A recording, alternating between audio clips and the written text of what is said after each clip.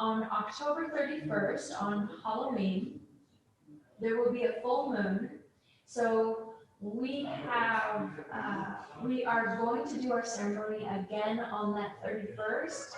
So everyone that would like their candle to carry over to that full moon as well, you can go onto the website and just honor for a single candle to be part of that additional full moon that we're having. Yes. So, and in the notes section, when you do honor for that candle, make sure that you write, this is for the full moon, October 31st, the blue moon. So just want to make sure that that's clear. Did anybody have any questions about that? So normally, the way the billing works for this group is that you get billed once, or it's charged once a month, because normally there's only one full moon, but this month we have two, so you just have to go and make sure that you get that additional candle for the 31st, so that you can have that extra special month this month.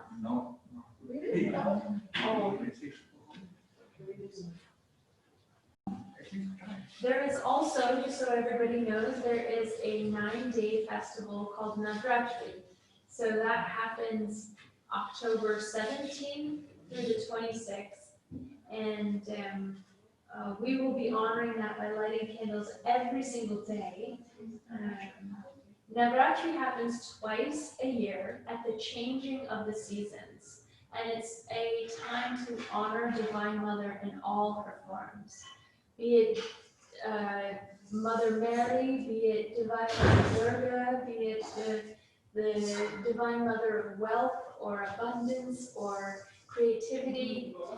There's so many different versions and faces and energies within the Divine Mother. So we honor all forms of Divine Mother in those 9 days. So make sure that you stay tuned, because we'll have a lot of beautiful things happening during that time. Guruji. Everyone, welcome Sarva Loka Maa, for Holiness, Shri Shri Shri 1008 Guruji Poonamji. Guruji. William. Thank you for being here for us today, Guruji. We are very grateful. Thank you very much. We have many, many questions. Yes, William. Asked. So yes, are you ready? Yes, William, always. Absolutely. That's fantastic. Okay. Well, not many people put their names next to these questions, but whoever has asked them, very hard to hear, William. I'm sure you know who you are. What? I'm just saying there's a lot of questions here. Not everyone has their name next to it, but if they've asked them, I'm sure they know who they are. Okay. Okay. Question 1 we've got here is, when we lift our vibration frequency and we no longer operate from our ego, but from our soul, what happens to our ego? It becomes golden ego. So golden ego is an ego that has surrendered to the soul. It is far better than the selfish ego. A golden ego means it will operate exactly as an ego should operate, except that it turns from being selfish to being selfless. Hence, I call it the golden ego. So it is an ego that shines very bright, is humble, is compassionate, selfless, and everything else that the soul should be. Pardon, James? It wasn't working. It's ego. Okay. No, not ego. The inner beautiful ego that we fight with, that we are so concerned about, is our image, is our outward looks, is what we are up to. And none of it is required, because if we are golden inside, then there is nothing to worry about. When we open this beautiful golden light within ourselves, then everything turns pure, beautiful, and full of light. So there's no need for anything else in life but to continue to enjoy the bliss. Excellent. Well, that ties in with the next question in a way, because somebody has asked, how come having compassion for self doesn't come in very easily? Yeah, it's very hard because you see, the ego, the outward ego, and the image that we're looking for never rests. It's never becomes satisfied. It never becomes perfect. It is never enough for it. So if I can just give the humble example, when you were walking and commuting in a train and in a bus to go to office, you just yearned for any transport to get you there. And then somehow you manage to gift yourself with a scooter, because you're just in a very humble position. You say, a scooter, I would love to have wheels under me that, rotate mechanically, and I can get to places without having to wait in long queues. When you get there, you start looking at the cars, say, oh, when it rains, I get all wet, I have to carry a raincoat, I have to carry a helmet around anywhere, there is no privacy on this thing. Can I just have a car? When you get a car, you look at the better cars. You say, oh, well, God, my car model is so small, my whole family doesn't fit into it when I want to take them places. And can I just improve myself and get a better car? Then you get a better car and a bigger car, and then you want a more bigger car, and then you want a higher status of transport than that, then you want a mega status transport, and then it continues. There's never any pausing because we're never satisfied with what we get. After satisfaction, if something comes to you, it'll be totally blissful. Yet the ego craves it and craves it and craves it. So ego has no rest. It just keeps wanting. The wanting never stops because it doesn't. That's the way it's made. If you have blonde hair, you want brown hair. If you've got brown hair, you want black hair. If you've got black hair, you want blonde hair.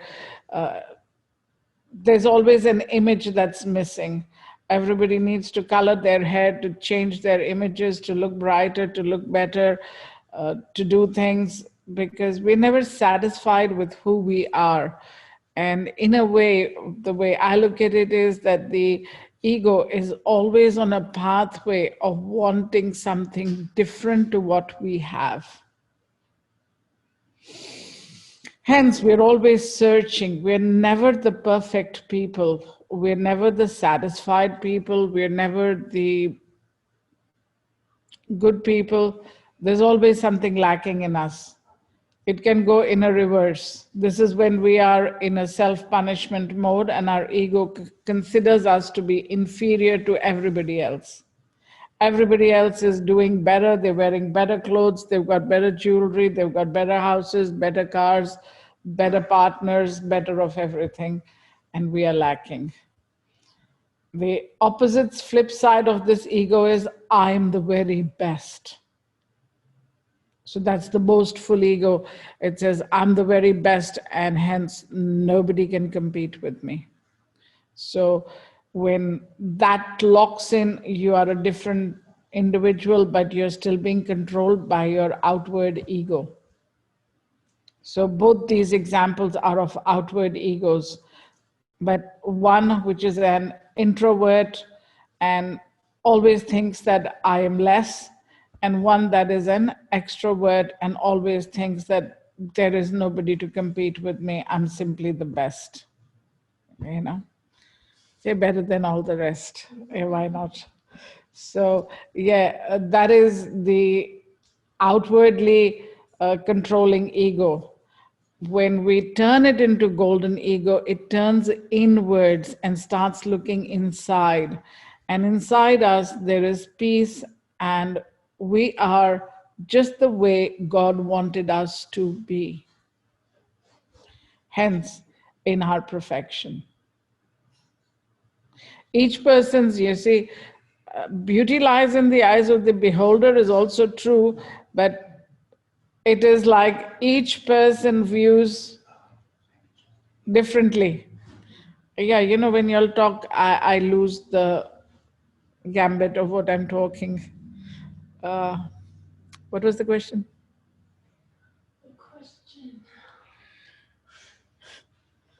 What was I It was, talking about? If you, yeah. It seems like yeah, when we go inwards, then we start looking at why God created us the way we are created. What are we completing in this life? What are my positive strengths that I have come here to share with myself and others? What are my capabilities? And how can I, let's say, complete them in gratitude and humbleness to the maker? Because ultimately I didn't make myself. There was another hand that was put into place for building you. So if you were a car, you know, whether you're a Toyota or a Ford or a Mercedes or whatever, so like that, the manufacturer is one. And yet there are hardly any duplicates. Even two identical twins are usually not carbon copy duplicates. They look like duplicates. So how great is that manufacturer that creates us to this perfection, and this is the way we are supposed to look. If we get satisfied with that, that means we have traveled inwards. This is me, this is how my hair should be, this is how I am. How do I perfect this to bring it to the true completion of my being? Not every car is built to be a racing car. Not every human is built to be on the fast track or walking on the, what is it called? The fashion walk. Yeah, whatever it is called, you know, where you go and you say who is the most beautiful, and the judgments, the beauty queen contests and whatever it is. So there is a different role for everyone. If I'm doing my role to perfection, that is completion. Now the mind can drift, drift and drift. So who picks up the desires? Then the ego. The ego will read a magazine and say, oh my God, I want to look like this model, not knowing that how much of artificial things have been done to that. I want to look like this person, I want to dress like this person, I want to eat in these beautiful eateries, I want to do this. It's nonstop. It can never stop as long as the ego is pushing outwards. It only stops when the ego comes inwards and becomes full of light. It doesn't die, it doesn't dissipate, it doesn't do anything. It just comes into its most balanced, comfortable form. So, as I've forgotten the question, William, you'll have to repeat it. it was basically how come having compassion for self doesn't come in very easily? Because ego doesn't allow it to. Yeah, okay. See, long story short, after such a long answer, the shortest possible one. So if you have to make a choice, love your ego or love your soul.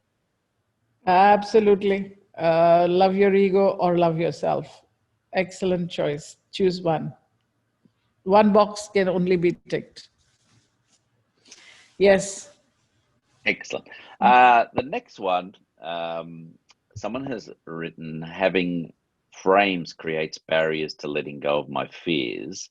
And they would like to understand that more. And I guess maybe have to explain to some people what frames are as well. Having friends doesn't allow you to love yourself? Frames, I'm sorry. Not friends, but maybe Maybe I get friends rid of stop you. them. Maybe friends stop you as well. So that's maybe another good question. I'm sure because they help you create the frames. As you're growing up, your friends assist you to build your frames because they keep commenting upon how you are, what you are, etc., which puts you in perspective of what you are, because till then you are, let's say, floundering in the dark trying to find out what you are and how people relate to you. So when somebody starts telling you what they believe of you, you start building your frames of what you are. And then getting rid of that frames of what you are is, let's say, it's a little bit hard because you don't know how to relate to yourself if these frames go away. The biggest problem is that if I took away the frame and set you free, the next day you'd be looking around, please put me in a frame because who am I now? What am I? What am I supposed to do? Where am I supposed to begin? What are my goals? So you lost everything. Your frames tell you what you want, who you are, where you want to go, where you want to travel, whom you want to be with. So the focus of your life changes. Which is why most people are scared of giving up frames and would prefer to continue living with their egos rather than with their souls, because the soul makes the encompassing of your personality so wide that you can stretch from one end of the world to the other and be as flexible as a person without bones. And now, how would you live with that when you like frames? So frames is something that we have adopted, accepted, and wanting to carry on with because that's whom we believe we are. Okay, so whom shall I pick? Let's pick on you, James. Okay, so if I told you, James, get rid of your beard, what would you do?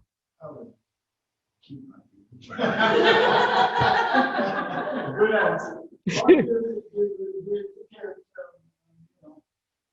I tell you why, because when you look in the mirror, James has a beard, correct? Now take away the beard, where is James?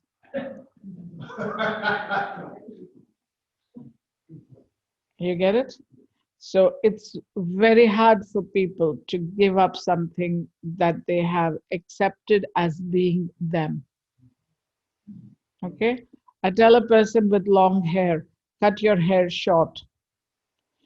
At an average, if I can tell you, majority of the people, it has taken them anything between 1 year to 10 years to actually even accept that. All right, I'm telling you from my experiences. Why? Because they cannot imagine themselves without the hair that they love so much. For a few people, I've actually cut their hair, showed them how much more beautiful they look with shorter hair and how much lighter their head is and how much of the ego is gone. But they revert to growing their hair. Why? It's the attachment issue. Their head, their mind, their ego is not accepting that this frame is gone. My hair. Which is why in the learnings of self-realization, the first thing said is, what would you like to get rid of? So what are the two things that make you? Your appearance, which is your hair, your beard, your looks that you believe are you. The second is your clothes. So if you look at the Buddhist monasteries as an example, the first thing they have to do is get rid of their hair from their head, from their face. Second, they've got to get rid of the clothes they wear and adhere to wearing a uniform or a robe, whatever you may call it. And that itself is like the step one that I would like to break frames. Okay? Out here, I've been working for more than 30 years with people now, trying to tell them you don't have to change anything outward. What you have to change is inwards. And yet, you know where I get stuck? Looks, hair, face, clothes. The frames and the attachments to these are so strong, cannot give it up.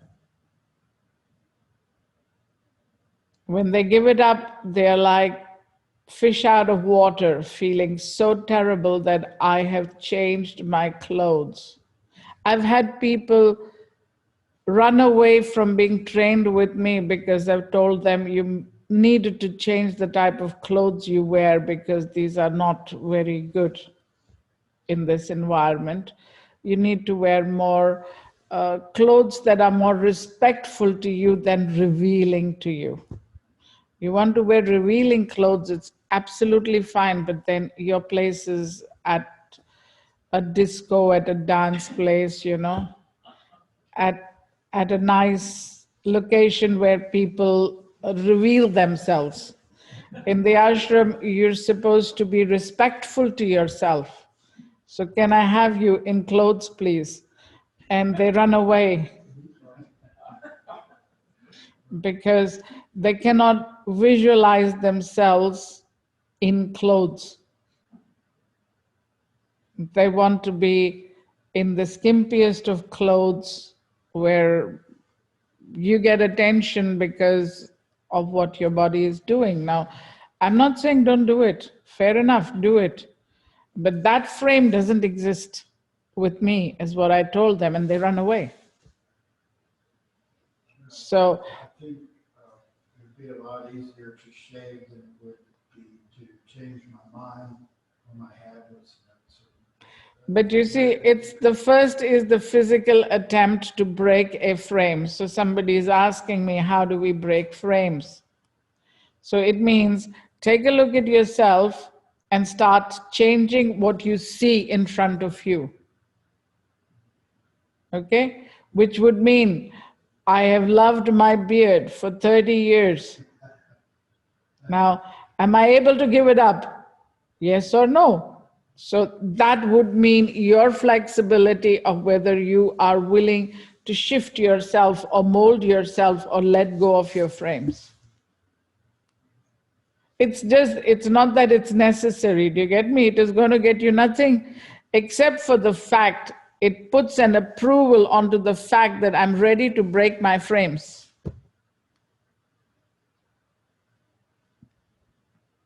You know, there's so many people who will say, I'm sorry, you know, I'm a Westerner. I'm just not comfortable in wearing long sleeve clothes and long trousers.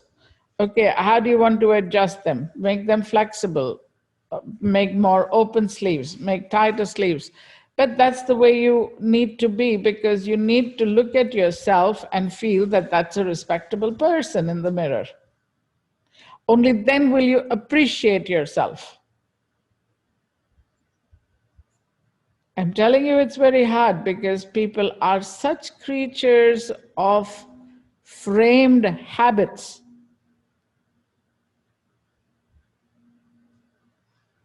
It's like, no, I cannot change. I cannot wear these clothes. I love my clothes.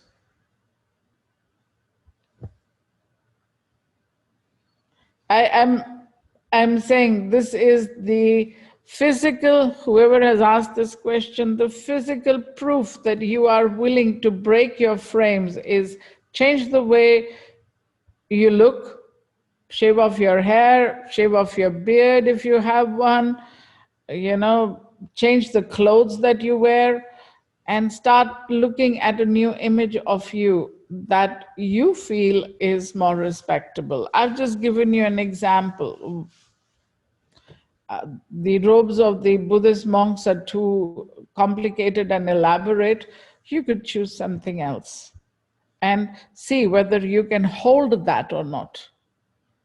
There are plenty of people who've done it. I ask people, okay, you want to come to the ashram, show me the proof. But the other day somebody came and I said, okay, change your name is not good, change it back to your original name. And he refused, said, nope.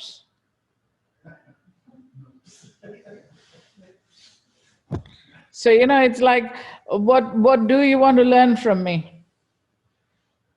You have to have flexibility, number one, to learn. Then I checked flexibilities. Are you willing to give up the frames that you have placed upon yourself as to who you are and what you are?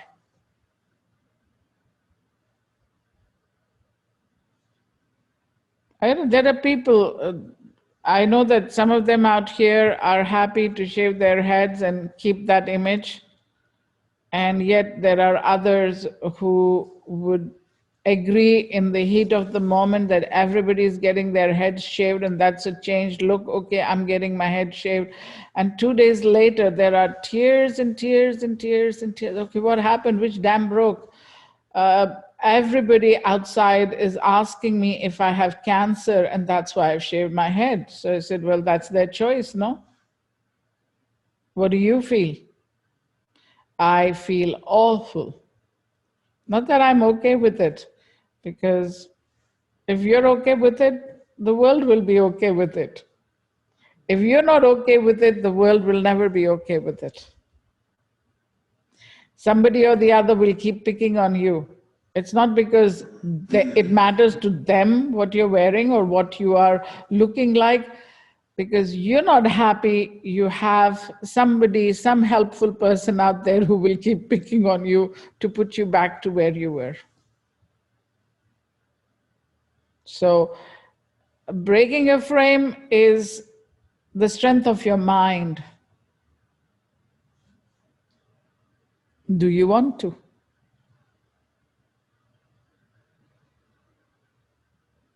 And like I said, the first frame you break is the way you wear your hair, the way you wear your clothes. Half the people look and say, what's wrong with my clothes? They're perfect, aren't they? I'm not saying they're not. Why is the change necessary to break the frame? Not going down very well, is it? People, really, that's very hard. We got fists closed on this one. How cold is it? How cold is it in that room now? Well, everybody is comfortable. I'm the only one hot. Oh, I just asking people to break their frame sometimes gets very cold. It would be very nice if it was snowing in here just now, because it would be nice and comfortable. Yeah, but breaking frames is very tough. Yeah. I've just got a question from Terry who wants a little bit of clarification on when we were talking about the ego. He wanted to know, is the ego something we want to get rid of or integrate into our wholeness? I think that's a confusion a lot of people have. I just explained with the first answer that ego does not go anywhere. Ego goes inwards and submits to the light within you and turns golden. So when the ego turns golden, breaking any frame is as simple as counting 1, 2, 3. When our ego has not traveled inwards and is still living outwards and is still in its fullest desire screaming realm of, this is how I want things. This is me. And that is a different ego. You have a question? Yes, Rachel. How many people achieve the golden ego? It depends. It's purely on each individual, Rachel. There are those that would be very comfortable with having a golden ego because I'm already telling you, it's the perfect place to live. It is where you have everything, right? And you desire nothing. And the minute there is a need for something, it will appear. So please understand, if there is a need for something, it appears. Why? Because desires have disappeared. And as long as I'm living in desire world, can I have that inner peace? No. Will things appear because I'm in need of them? No, because desire will very fast override the need and put it into desire.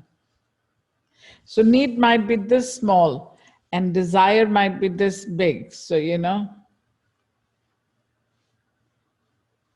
it'll fall off. There's no holding it, no? If the desire and the need were fitted into each other like this, they'd stay. But desire is always this much bigger than the need. So it's a loose fit. It doesn't fit, so it doesn't stay. So as long as desire is ruling the experiences, then needs don't come in. And yet, according to all the teachings of the Bible, of the Gita, of the other, you can say, spiritual holy books written from centuries, there is a desireless state of desire, which means I make a desire that I would like to be that perfect person that God wanted me to be. Okay, so that's, let's say this. And then I go around and I will find the socket that will fit into it. But that's the only one desire that succeeds. I want to be in perfection. It takes you many lifetimes, but you can succeed. And that's the only desire that succeeds, finally. The complete evolvement would be still based in a desire. But what desire? The desireless desire. Meaning it is not a desire for anything physical that the ego wants. The soul has only one desire, to become one with God. And that one desire that the soul has can be fulfilled by the physical you when you submit and surrender to this light within you. God is formless, shapeless, personified, omnipotent, omnipresent.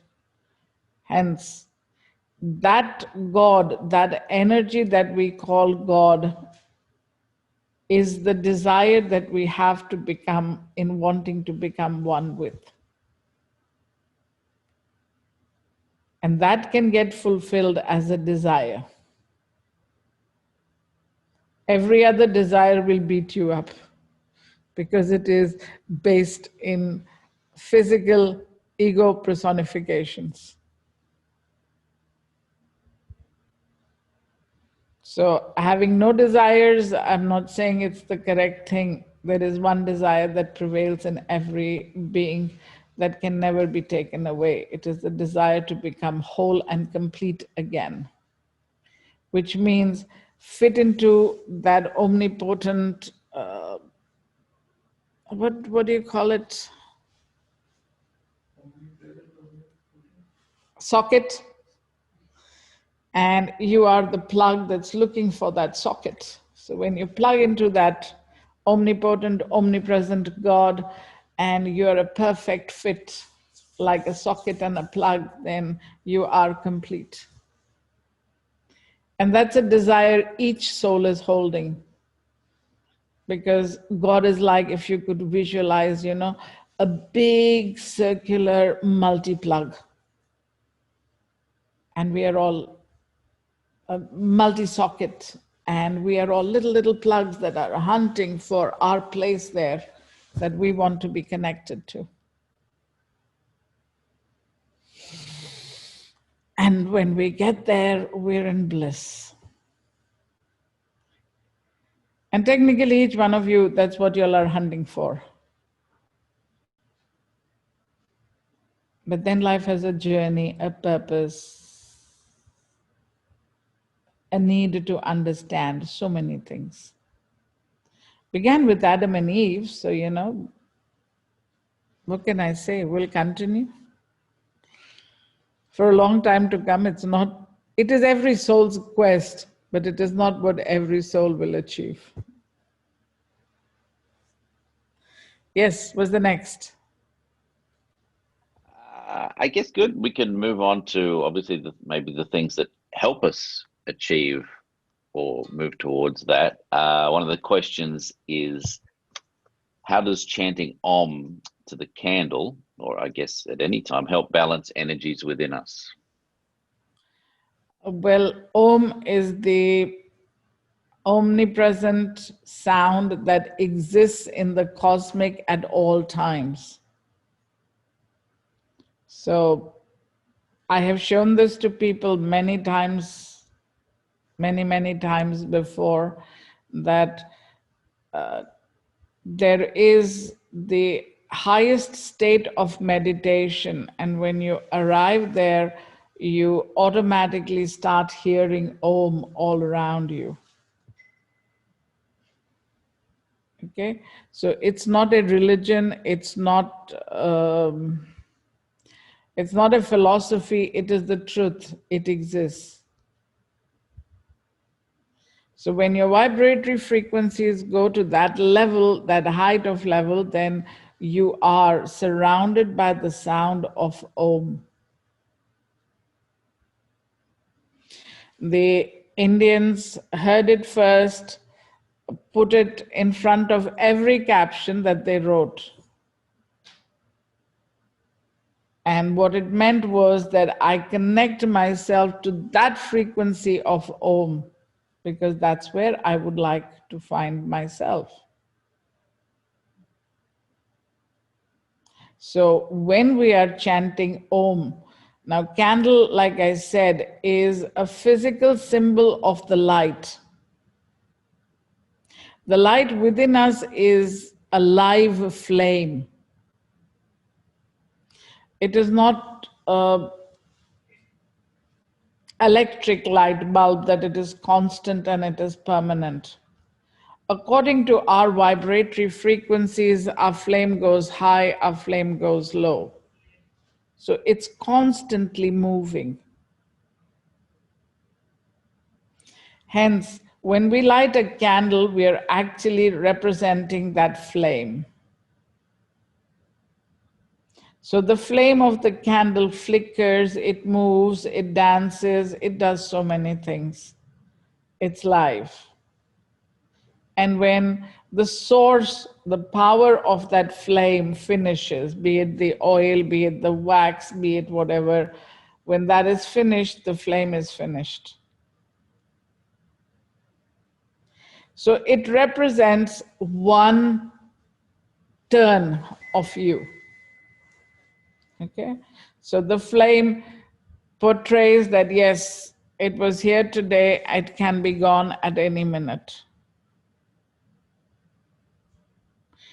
Yes, the bulb also fuses. I hear somebody saying, what's the difference with an electric bulb? And that's what I'm trying here to tell you all, that the electric bulb has a different source.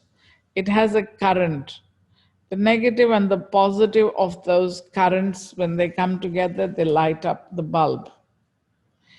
Whereas a flame, a candle flame, like I said, or an oil lamp flame, because in our altars we burn the clarified butter. to bring the flame.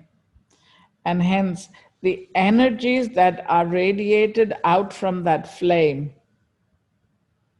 have a very positive, you can say, nurturing impact on us. Any oil that we burn will have the same concept on us. Hence, the organic, unfiltered oils.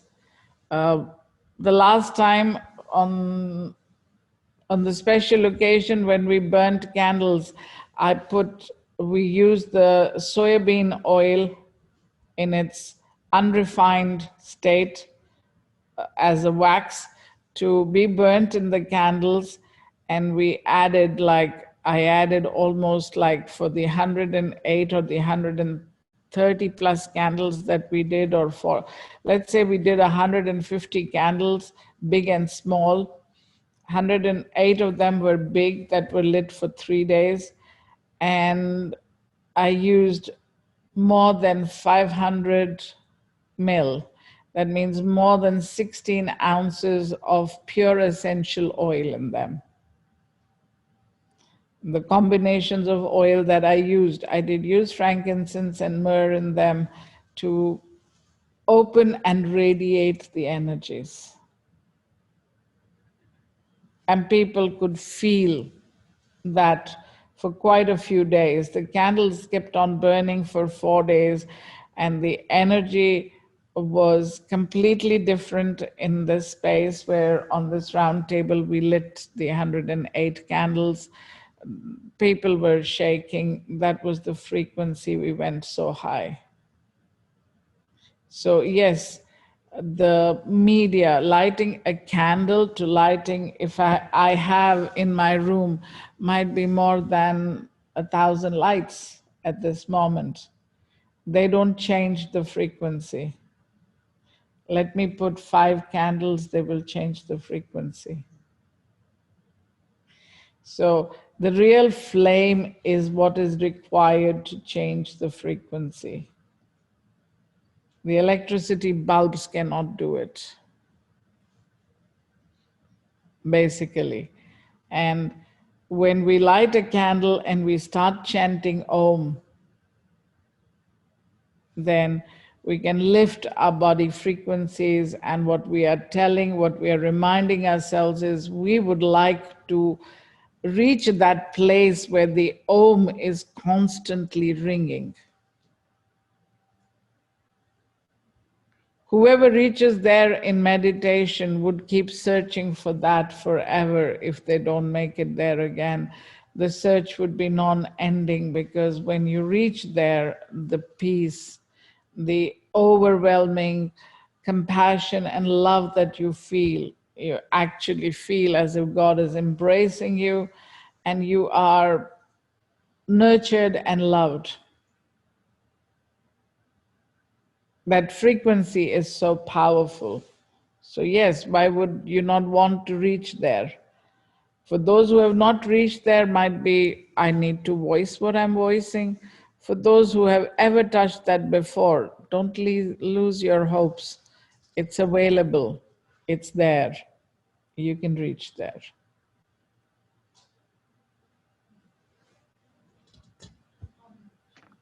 Excellent. Next question. Yeah, the next question is in regards to the full moon, and how does a full moon impact somebody, but also what are the positive things that a full moon can bring to our lives? Well, you see, the first thing is that the moon has many, many phases. For 14 days it grows, and for 14 days it reduces. According to the moon, the waves of the ocean rock.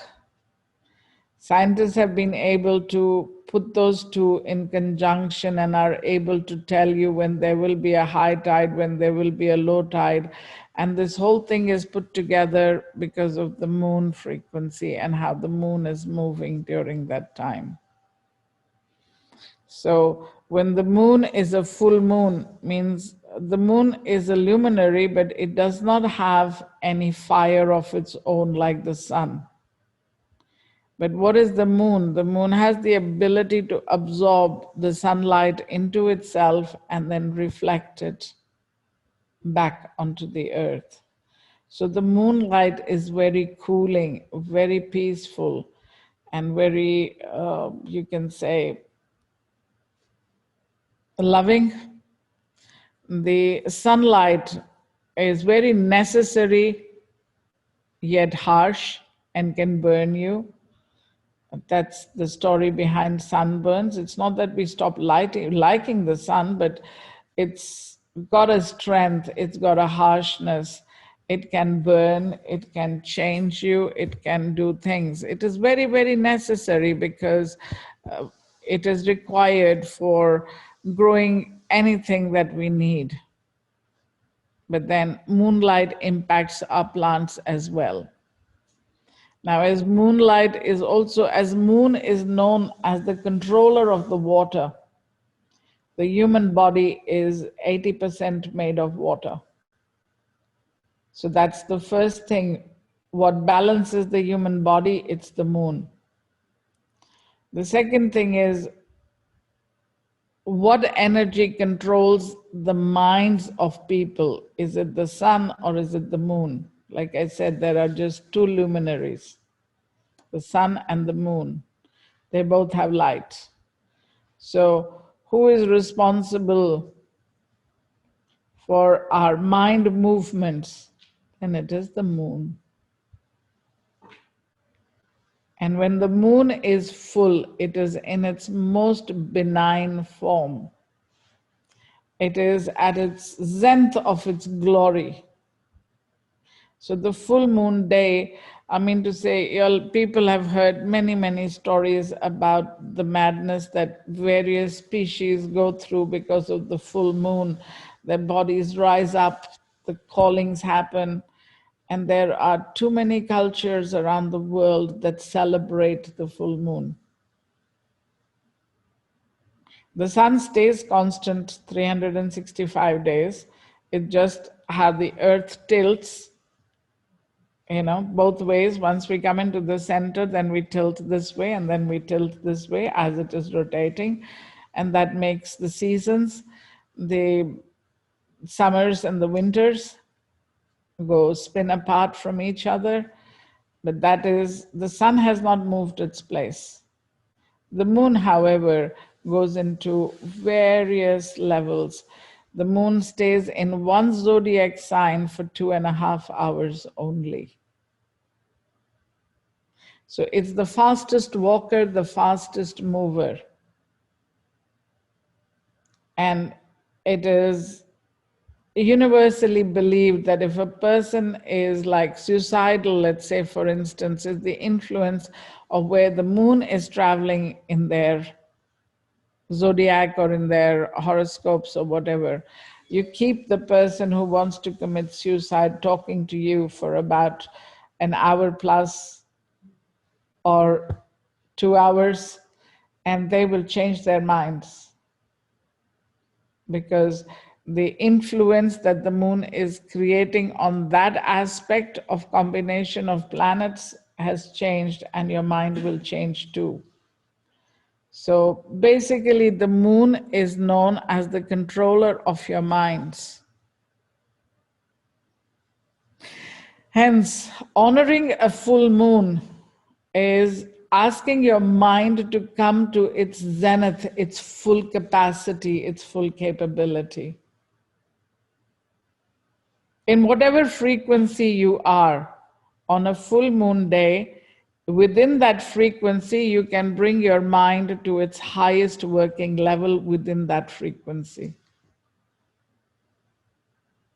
So why wouldn't we like to take the opportunity to light our candles on that day and ask the blessings of Divine Mother Moon to assist us, to bring our minds to that full capacity wherever we are standing, so that we may use our complete capabilities and capacities to lift ourselves out of our darkness and into the light. To light a candle every day is excellent. But light a candle on the full moon day is special.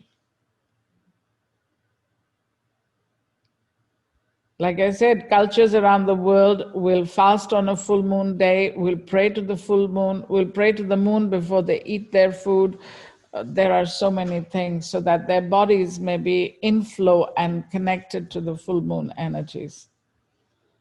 So if I go into that, there is so much, there's so many cultures, so much to learn from each culture about how they value and appreciate the moon. So let's just accept moon god at its fullest zenith, helping us lift ourselves up to our most beautiful level. Why shouldn't we take that gift? Does that answer it, William, or do you need more answers? No, I believe that answers it beautifully. Wow, thank you. Yes. Okay, what's the next question? The other question that kind of ties in with what we're talking about, someone here is beyond lighting the candle at the center during the full moon day, is there anything else we can do to connect to the energy every day? Like, for example, lighting a candle at home. Yeah, we should. We should. If we can, we should light a candle at home every evening and request the moon, Divine Mother Moon, to assist us. Those who don't believe in religion, those who don't believe in, let's say, who are a cross between so many cultures that they're lost, I tell them to adopt the moon as their guiding force and pray to the moon, because Mother Moon is what will give you relief and allow you to find yourself. It just went off. So yes, Mother Moon is beyond all cultural religions that have formed, things that have formed, but moon influences our mind is a scientific proof now. So let's detach it from religion and just accept that the scientific value of the moon is very strong. Moon has a mind influence on us, and hence if we keep that positive, then we will automatically benefit from it. If every day we light a candle and we still pray to the moon, by the time we've arrived at the full moon, you will notice various changes in yourself. You becoming positive, you becoming brighter, you becoming more intelligent, you being able to use your mind faster. The point is applying your mind to what you need to do. Without us having this ability to apply our mind to things, we wouldn't be humans. There's so many, all the creatures, all the things created by God are intelligent. It is the human beings are considered to be the most superior because we can apply our intellect where we want it to be applied.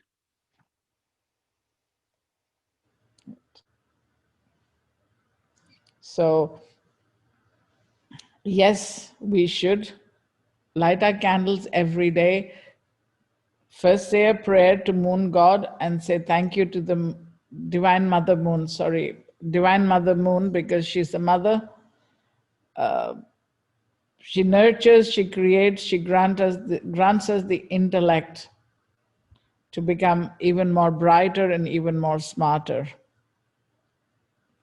So let's accept that and flow with that. Thanks, Guruji. Guruji, yes. Okay. Another question. We've got time for a couple more, I think. Someone has asked, I'd love to know how mantra affects our physiology and how sound can be used for healing. This whole world is made up of vibrational frequency, which can translate into simple words into sound. So whether it is a tree, whether it is a house, whether it is anything that is being created, we are maintained by a sound vibrational frequency. Okay? The physical equivalent of that is sound. Hence, each person's voice is individual to themselves. We have a different frequency in our voice, we have a different tone. Like I said, there are no two voices that are same, they're so individual. So it is the vibrational frequency that makes us what we are, that gives us the sound we are, that gives us the body that we have. As this frequency changes, so do we. Okay. Can you repeat the question, William? One was sound vibration. What was the other one? Just about mantras. Mantra is the same thing. Out here, I've been trying to tell people that chanting the mantra in the right frequency makes all the difference. If you're mispronouncing your mantra, then it is not giving you the results that are being written down in the book, that this chant will give you this benefit. It will not happen in that way because we changed its frequency. It's just like playing an instrument. You get it? As you play it is what you will hear. So if somebody is playing an instrument, a beautiful instrument, in the most absurd manner, you cannot handle the noise that it is creating, even though the instrument is perfect. Likewise, a mantra is an instrument and your voice is the frequency that plays it. So mantras are very powerful, compacted instruments that can change and lift your vibratory frequency to the maximum, to whichever level you want it to go. Okay, but how you play it is what will make a difference. So, you know, if somebody is going to chant it in a totally different voice frequency from where it is supposed to be, then they will receive those results. Okay, pronouncing a mantra to its perfection will give you the results that is written down in the books, that this is what you will benefit when you chant this. Frequency got to be right. In any voice, in any aspect, if you're chanting a mantra, it is beneficial. Why? Because, like I told you, it is like a little pill of magic. You chant it and your body vibratory frequency changes. The beginning of meditation should be by chanting till you understand where your frequency has reached. The initial lifting of vibratory frequency is not closing your eyes and sitting silently. It is chanting. It should begin with chanting. Because chanting will allow you to quieten the outside and enlighten the inside.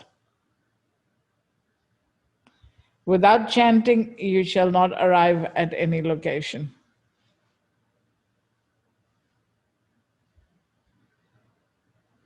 So in brief, chants are magical tablets of wisdom, frequency, strength, capability, and what shall I do? When we stir it together in a little glass of selflessness, they become magical. Guruji, that was magical. Yeah. Good. Do we have? Yeah. What was the next question? Okay, sorry, I thought someone there was asking a question. Was Amanda saying something? No. Amanda's Okay. happy as she is. She just got a hand on, she just got a head on her hand, but you know, that's the way she likes it. Yeah. Next question. Okay. I think we got time for one more. There is James wanting to ask a question here. Yes, James. Go, James. I would ask a question about the sun. In my childhood, I remember the sun coming up and it was yellow all day. It was yellow, yellow going up. It was yellow at the peak. It was yellow going down. These days, it seems like the sun is white. And I have met other people with the same experience. Why is the sun changing? It's not the sun that's changing, it's our atmosphere that is changing. So we have so many, when, let us say you were a kid, that must have been at least 50 years ago. So at least 50 years ago, I'm just taking a quick guess out here, you know, James.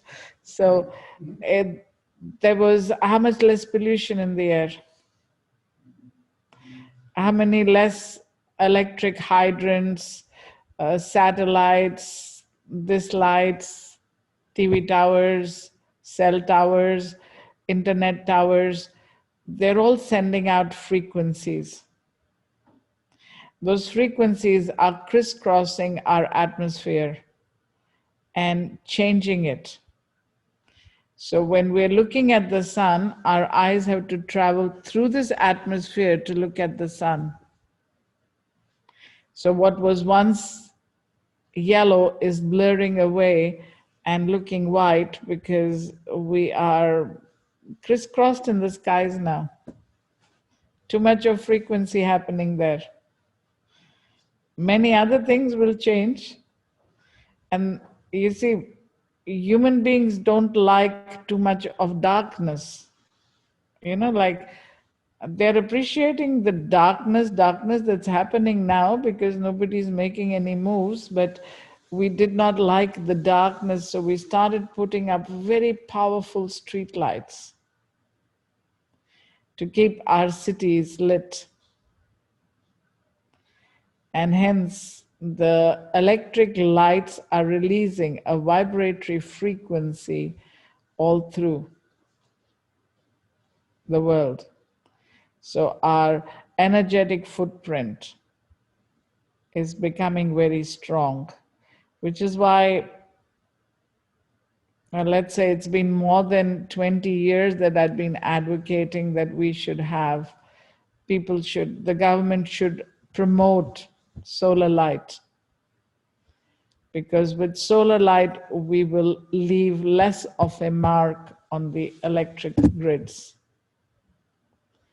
We will reduce that imprinting of electric vibratory frequencies to sunlight going right back out again. So what can I say? It's our atmosphere, James, that is changing. The sun is just where it was. Hasn't changed a bit. I have nostalgic Huh? feelings. I have nostalgic feelings. Yes, but you see, this is what global warming is all about. This is like us wanting our conveniences. We are increasing and increasing and increasing our requirements for more comforts, and we're not looking at the discomforts we are causing in the imprint and the long-lasting situations. You see, it's like at this moment, we are still just voicing it. People, please stop using styrofoams. People, please come back to using, the biodegradable stuff. But it hasn't stopped. People are still going out. Millions and millions and millions of people still like the styrofoams. You go to the supermarket, every half of the vegetables are packed in the styrofoam and the cling wraps. to keep them in their place, to keep them clean, to keep them protected from the atmosphere, whatever. But we're using styrofoam daily, daily, daily in various forms. The last time the whole dump was done in the Pacific, was it the Antarctic Ocean? And it created such a ruckus between America and the people living in the Antarctic. And it is non-biodegradable, so easy to make, so hard to get rid of. It cannot be burnt, it cannot be destroyed in any manner. They still haven't found out how to destroy it. So what are we doing to our atmosphere? When we're creating it with whatever released gases that are going up into the atmosphere. Now, between us and the sun, there are thousands and thousands of miles of difference. So it has taken us this good 50, 60 years to cloud it enough that the sun is losing its color. And even if we stop now, it'll take another 50 years before we can unpollute it. But we haven't stopped.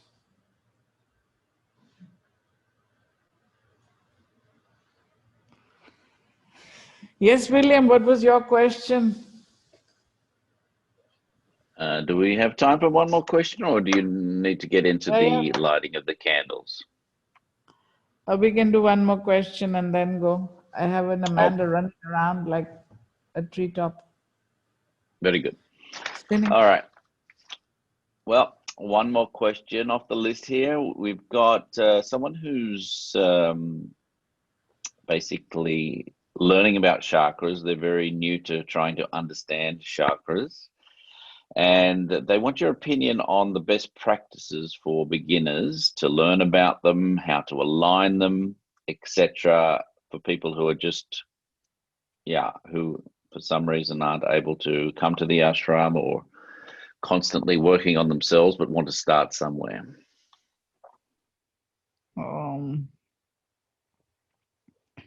It's like everybody is not a mechanic.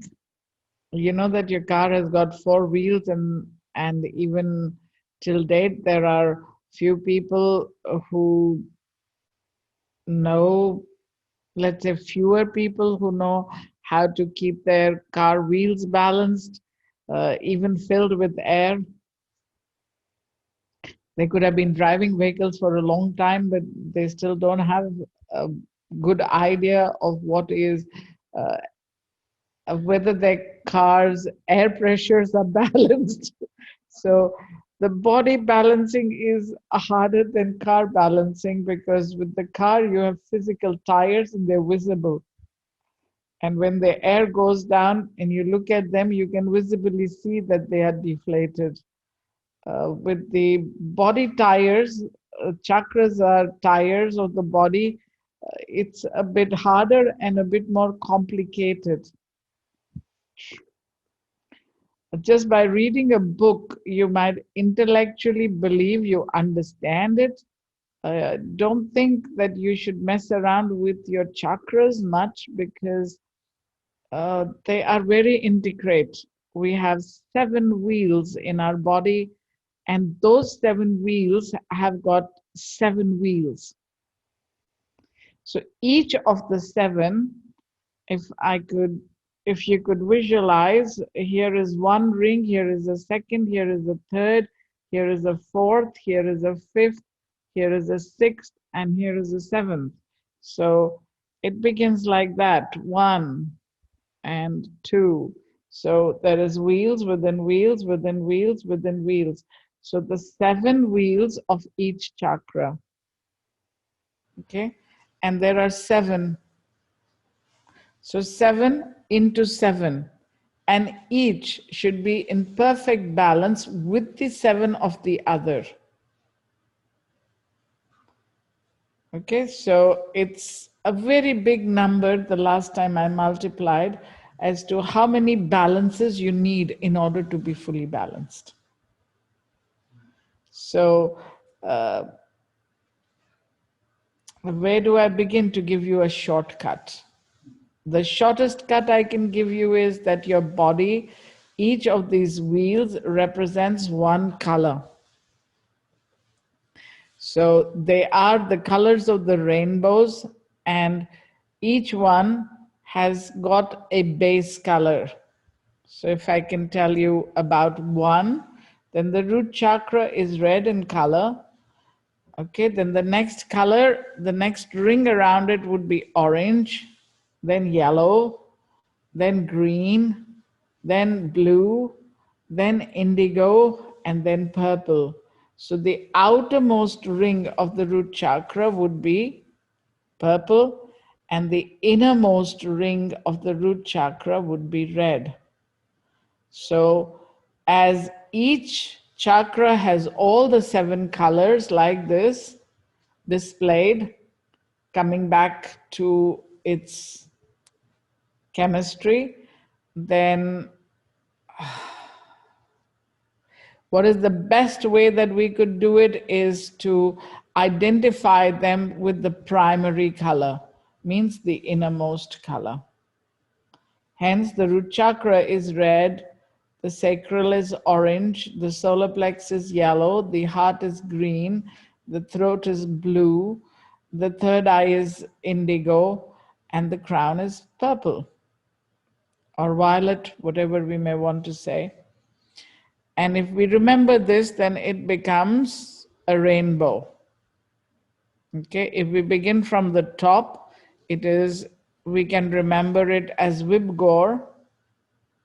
So it's violet, indigo, blue, green, yellow, orange, red. And that makes the 7 complete. So if every day you absorb and you start putting rainbows into yourself, you're helping your chakras. So you might put them in the basic component places, like I just said. It would be very hard to start remembering which order the colors of each chakra are going. Okay, so let's put it this way. If you can stick a chart in front of you of the rainbow colors, and you can start by appreciating and putting all the colors in you, by eating vegetables which have all the colors, you will make yourself much more positive and much more better.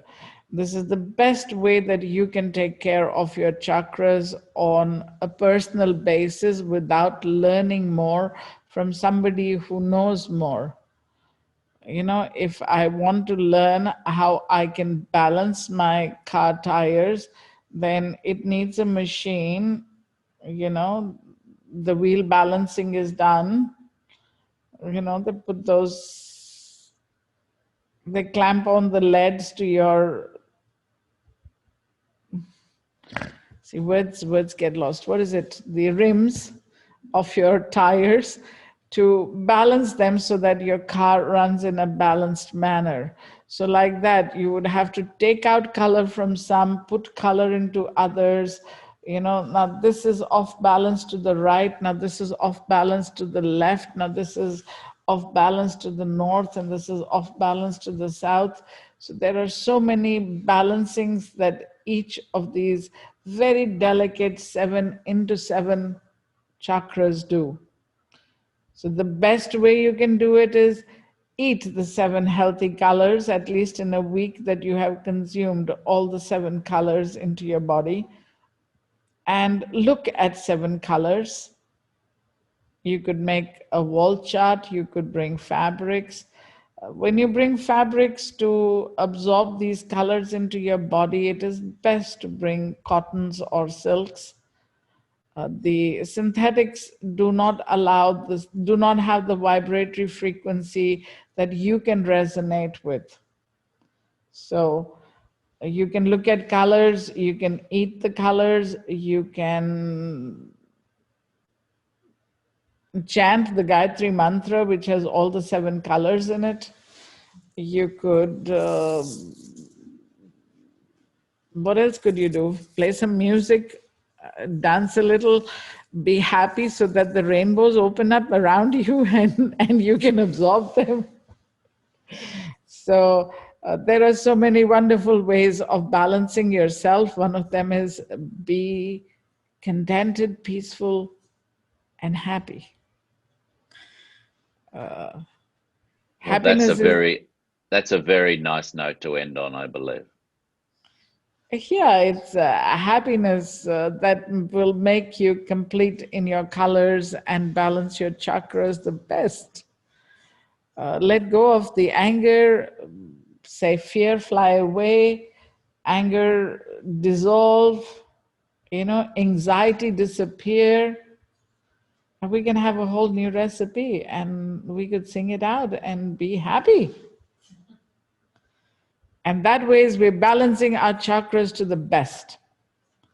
Now, if I focus on balancing my chakras, let me tell you, it needs lots of study. It would need a doctorate of studies to actually learn how to balance your own chakras by yourselves. Hence, if I don't want to do a doctorate, what can I do? I can be happy, I can sing, I can open rainbows around me, I can eat rainbow food, I can smile and smile till I have a mile of smiles. That would be good. That would rebalance you. Good. We finished the questions, Amanda. I think we're all finished with the questions. I believe it's about that time where we start lighting those wonderful candles. Then that's what we must do. Let's go. Guruji, before we light the candles, can we honor you with some offerings? You can do whatever you like, Amanda. That's what I would love. As long as you're smiling. Well, that's easy. That's easy? Yeah, sitting in front of you, Guruji, it's easy. Yeah, you see, there is a classification. Now, I know why I said it. The classification is the smile should begin from your heart and not just your lips. But scientifically it is proven that if you smile, you exercise like I don't know how many hundreds of your muscles, and it keeps you looking young, and it keeps you looking bright. So why shouldn't we smile? Sold me on smiling. Yeah, every day we must exercise our smiles. Guruji, well, we have just started going live. So welcome everybody that has joined us on Facebook. We are here at the Divine Bliss Center, and we're so grateful for the beauty of your presence, Guruji. Formerly known as Sarva Loka Maa, Her Holiness Shri Shri Shri 1008 Guruji Poonamji, here at our full moon ceremony for the Open the Light Within movement. Om Guruji. We're so grateful for the beautiful talk that you just gave for all of the members of the Open the Light Within movement. For those that would like to be a part of the conversation that we have before this movement, you can go to openthelightwithin.org. So now we will give you offerings, Guruji. Yeah. Okay.